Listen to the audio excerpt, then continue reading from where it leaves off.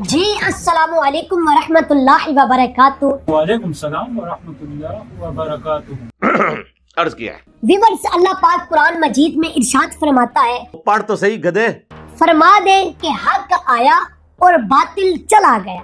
بول وہی جو حق ہے، ٹائم قیامت تک ہے۔ ہم حق جماعت اہل سنت میں سے ہیں اور ہمیں بڑا فخر ہے کہ اللہ رب العزت نے ہمیں جماعت اہل سنت میں پیدا فرمایا ہے۔ سن سنا کے سنی ٹنی، پڑھ پڑھا کے سنی نہیں نے۔ میرے بھائیو، جیسا کہ آپ حضرات کو معلوم ہے کہ مرزا جہلوی، جس کی شیطانگی اور خباثت دن بدن بڑھتی جا رہی ہے، کہتے ہیں جی دجال سے بڑا فتنہ آیا جی ہمارے لیے، تو یہ فتنہ آپ نے خود اپنے لیے بنا لیا ہے۔ آپ کی حرکتیں ایسی تھیں، اگر آپ حق بات قبول کر لیتے تو مجھے اتنے سٹیپ آگے طے کر کے ایک ایک گندگی کی صفائی نہ کرنی پڑتی۔ آئے دن اس کی نئی نئی جہالتیں دیکھنے اور سننے کو ملتی ہے۔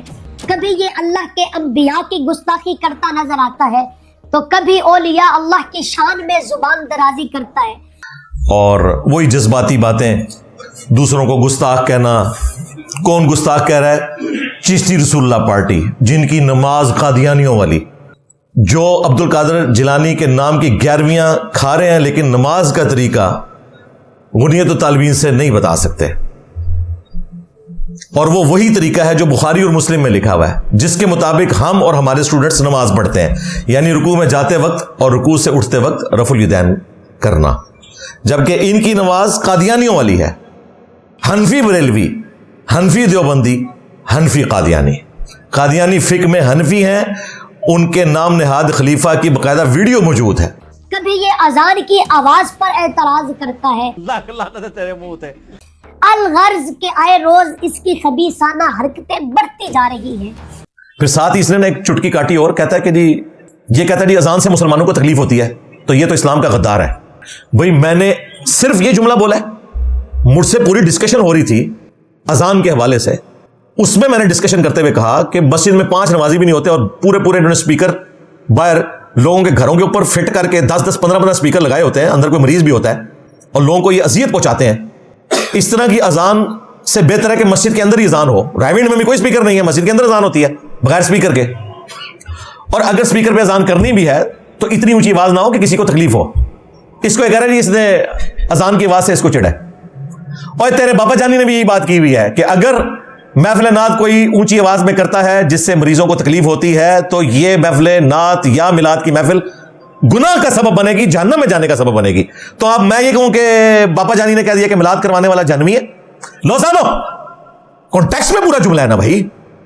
تو ہمارے علماء حق نے اس خبیث النفس کو مناظرہ کی دعوت دی تھی بس نکل گئی ہوا کہ آ کے ہمارے ساتھ بیٹھ، ہمارے ساتھ بات کر، مگر یہ ہر دفعہ بھاگا۔ میں نے کہا نو، آؤ صحیح ایک بار آ جاؤ۔ اور یہ کیوں نہ بھاگتا؟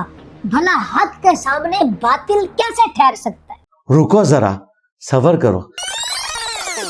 مطلب یہ جو اتنا آپ لوگوں کے فرقوں کو میری وجہ سے نقصان ہوا ہے، آپ کے لیے زندگی موت کا مسئلہ بن گیا ہے، تو بھائی بابے کڈو بار، آج ضرورت ہے بابوں کی، ابھی برا وقت آ گیا ہے۔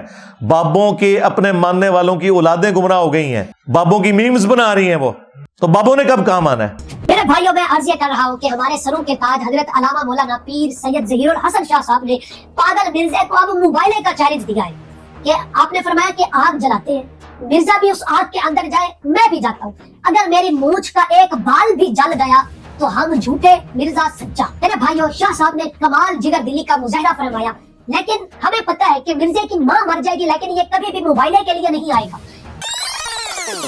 اور شکر ہے انہوں نے ٹوتھ مرنے سے پہلے ریویل کر دیا بھگوڑے شاہ صاحب نے۔ میں یہ سمجھ رہا تھا کہ مجھے منار پاکستان مناظرے کے لیے بلا رہا ہے، یا با لڑی سے میرے نال، اس نے کہا میں اس کو بلا رہا تھا کہ منار پاکستان سے میں بھی چھلانگ مارتا ہوں، انجینئر میں مارے جڑا بچ گیا وہ صحیح ہوئے گا۔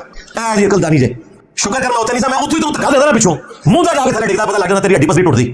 منار پاکستان سے بہت اچھا ہے کیا تیری ثانی کے لیے تجھے دھکا دربار کے ساتھ جو مسجد ہے اس کے مینار سے دھکا دیتے ہیں، تو پھر تو پکار جننے بھی زندہ مردہ بابے نے تینوں بچا لینا کے۔ مجھے کو ساتھ گراتا ہے، میرے نزدیک تو یہ حرام ہے۔ میں نے ثابت کیا ہے کہ کرامت خلاف عقل ہوگی، فزیکل فینومینا آف نیچر کو توڑنے والی ہوگی، خلاف شرع نہیں ہو سکتی۔ یہ خلاف شرع کام ہے، یہ خودکشی ہے۔ قرآن میں واضح ہے وَلَا تُلْقُوا بِأَيْدِيكُمْ إِلَى التَّهْلُكَةِ، اپنے ہاتھوں سے اپنے آپ کو ہلاک مت کرو۔ اور بخاری میں حدیث ہے، باقاعدہ اس کے اوپر امام بخاری نے باب باندھا ہے کہ زہر پینا حرام ہے، اپنے آپ کو قتل کرنا حرام ہے، اور اس کے نیچے حدیث لے کے آئے کہ جس نے دنیا میں जहर पीकर खुदकुशी की, दोज़ख में आग के अजाब के साथ ये अजाब भी उस पर होगा कि बार बार जहर पिएगा, उसकी हथेलियां घटेंगी। जिसने छुरा मार के खुदकुशी की, अल्लाह ताला उसके हाथ में छुरा दे देगा, वो बार बार अपने आप को मारता रहेगा। अस्तगफिरुल्लाह। और जिसने अपने आप को बुलंदी से गिराकर खुदकुशी की, यानी कि पीर ज़हीरुल हसन भगोड़े शाह साहब, जिसने मीनार पाकिस्तान से खुदकुशी की, उसे बार बार मीनार पाकिस्तान से फेंका जाएगा। बुखारी जी में लिखा हुआ है, मीनार पाकिस्तान का तो आप ऐड कर लेना, बुलंदी से गिरा के। इसमें इमाम बुखारी ने बात बांधा है कि जहर खाना हराम है, और ये आपको कहते हैं खालिद बिन वलीद ने बिस्मिल्लाह पढ़ के जहर पी लिया था। झूठी रवायत, जालिमों। लेकिन मैं आज इसका ये चैलेंज एक्सेप्ट करता हूं, ये अकेला छलांग मारे। मीनार पाकिस्तान तो बहुत ऊंचा है, दाता दरबार के साथ वाली मस्जिद से, और दाता साहब को मदद के लिए पुकार ले, गौसे पाक को पुकार ले, सरकार बरी को पुकार ले, जिन्हों पुकार सकते हैं तू पुकार ले। जब तू थले सही लैंड कर गया, मैं टीएलपी ज्वाइन कर लूंगा, अपना यूट्यूब का चैनल भी डिलीट कर दूंगा। लो जी, ले जाओ, लो सामो। अब पता चलेगा इनके ऊपर इम्तिहान है। इसने तो समझा था कि साथ रिजवी वाला मामला जो हुआ था, वो भी ये समझा इसको मेरे सामने बिठा दो, मेरे का बैठे के लिए वो भी नस गया, भी नस जाएगा। भगोड़े शाह मार चाल, मैं टीएलपी ज्वाइन कर लूंगा, तू बच गया। फिर कह रहा जी 1 करोड़ की लकड़ी, देखो पैसा इनके पास आराम का कितना आया हुआ है, तू 1 करोड़ रुपया गरीबों में बांट, उनकी कोई खाने का बंदोबस्त कर, तुझे जलाने के लिए 1 करोड़ की लकड़ी की जरूरत है? तो सांडे से मेरा इतना नहीं काफी है, कोई नहीं, तेरे कोई नहीं, शायद कोई नहीं, तेरी पूछा दे, शायद कोई नहीं।